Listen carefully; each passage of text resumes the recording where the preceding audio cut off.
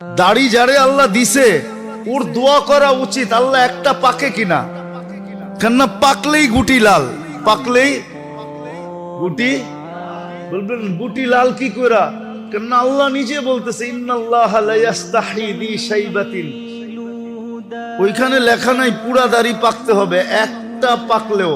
ইব্রাহিম আলাইহিস সালামের একটা পাকছিল, সারা আলাইহিস সালাম বলতেছে ইব্রাহিম এটা আবার কি, মা হাযিহিল বিয়াদ, এই সাদা এটা আবার কি, উঠায় ফেলা।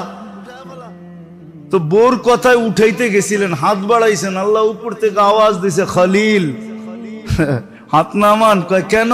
কয় এটা সাদা না, এটা সম্মানের সিল,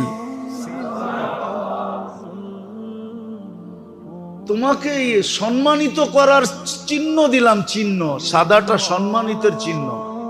তো যার দাড়ি উঠছে ও তো কাটবে দূরের কথা, ও তো